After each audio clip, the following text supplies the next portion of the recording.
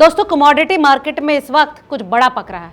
खासतौर पर चांदी, कच्चे तेल और गेहूं तीनों सेक्टरों में निवेशकों के लिए बेहद खास संकेत मिल रहे हैं। सबसे पहले अगर चांदी की बात करें तो अंतर्राष्ट्रीय मार्केट में चांदी का भाव लगभग $90 पर आउंस के करीब पहुंच चुका है और भारत में इसकी कीमत करीब 2,70,000 रुपए प्रति किलो के आसपास बताई जा रही है। विशेषज्ञों के अनुसार चांदी पिछले कई महीनों से लगातार नई सुर्खियां बना रही है और लगभग हर दिन कीमतों में बड़ा उतार चढ़ाव देखने को मिल रहा है।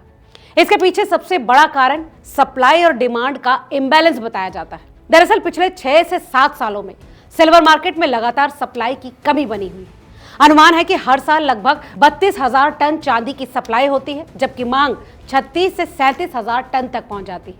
यानी हर साल लगभग 6 से 7,000 टन की कमी रहती है और यही कमी अब कीमतों को ऊपर ले जाने में सबसे बड़ी मदद कर रही है।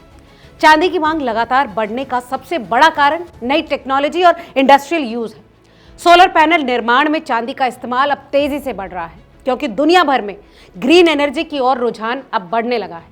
इसके अलावा इलेक्ट्रॉनिक इंडस्ट्री, सेमीकंडक्टर मैन्युफैक्चरिंग और इलेक्ट्रिक व्हीकल सेक्टर में भी चांदी की जरूरत अब लगातार बढ़ती जा रही है और अब आर्टिफिशियल इंटेलिजेंस और डेटा सेंटर्स के विस्तार ने भी चांदी की मांग को और मजबूती दी है क्योंकि हाईटेक उपकरणों में चांदी की जरूरत ज्यादा होती है। इसके साथ साथ अब चाइना के मार्केट खुलने के बाद भी वहां भी चांदी की मांग मजबूत होने की उम्मीदें हैं और एशियाई बाजारों में भी चांदी प्रीमियम पर बिकती हुई नजर आ रही।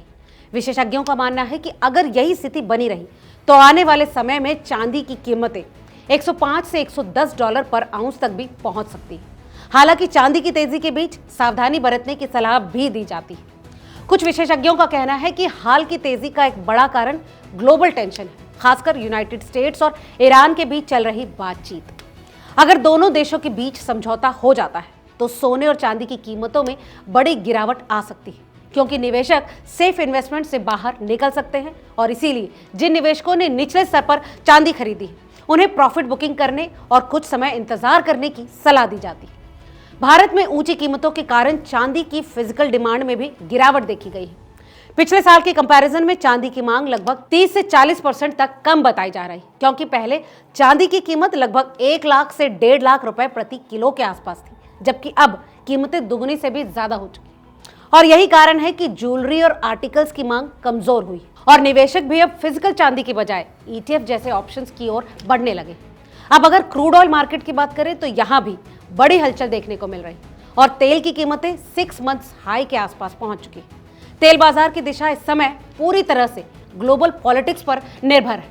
यूनाइटेड स्टेट्स और ईरान के बीच होने वाली बातचीत पर पूरी दुनिया की नजर है क्योंकि अगर इन दोनों देशों के बीच कुछ तनाव बढ़ता है तो तेल की कीमतों में भी तेजी आ सकती है और अगर समझौता हो जाता है तो कीमतों में गिरावट भी संभव है।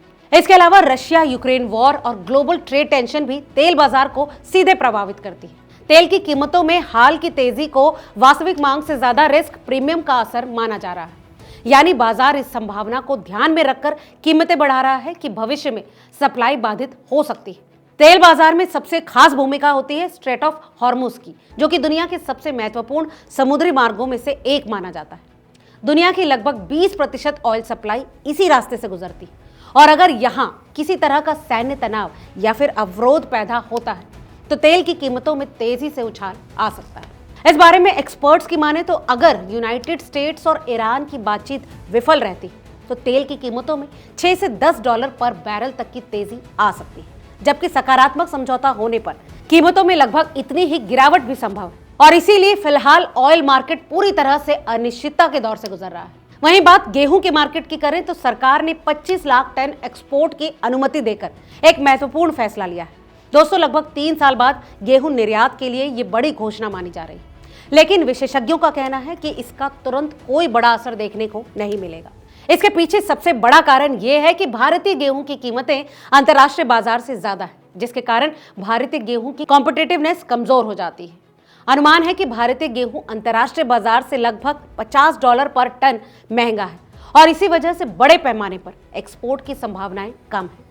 संभावना है कि सीमित मात्रा में गेहूं पड़ोसी देशों जैसे नेपाल और बांग्लादेश को निर्यात किया जा सकता है, लेकिन इससे घरेलू बाजार में कोई बड़ा बदलाव नहीं आएगा। भारत में गेहूं की कीमतें अभी भी मिनिमम सपोर्ट प्राइस यानी MSP के आसपास या फिर उससे नीचे रहने की संभावना है।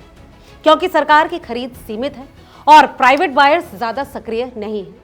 ऐसे में एक्सपर्ट्स का मानना है कि आने वाले समय में अगर ग्लोबल प्राइसेस में बदलाव आता है तभी एक्सपोर्ट बढ़ सकता है, और अगर ऐसा नहीं होता है तो यह अनुमति महज एक औपचारिक कदम बनकर रह जाएगी। कुल मिलाकर कमोडिटी मार्केट इस वक्त एक ऐसे दौर से गुजर रहा है जहां एक तरफ चांदी में लंबे पीरियड की मजबूती दिखाई दे रही है, लेकिन शॉर्ट टर्म में उतार चढ़ाव की संभावनाएं भी बनी हुई है। क्रूड ऑयल अब पूरी तरह से ग्लोबल पॉलिटिक्स और मध्य पूर्व की स्थिति पर निर्भर है, जबकि व्हीट मार्केट में सरकारी फैसले के बावजूद तुरंत कोई बड़ा बदलाव नजर नहीं आ रहा है। दोस्तों, ऐसे में निवेशकों के लिए समय बेहद सावधानी से फैसले लेने का है, क्योंकि बाजार में तेजी के साथ साथ अचानक गिरावट की संभावनाएं भी बनी हुई है। इस बारे में आपकी क्या राय है, हमें कमेंट करके जरूर बताएं। आज की इस अपडेट में फिलहाल इतना ही। वीडियो अगर काम का लगा हो तो इसे लाइक और शेयर जरूर करें, और याद रखें कि ये वीडियो महज जानकारी के लिए है, निवेश की सलाह नहीं। किसी भी निवेश से पहले अपने फाइनेंशियल एडवाइजर से सलाह जरूर ले लें।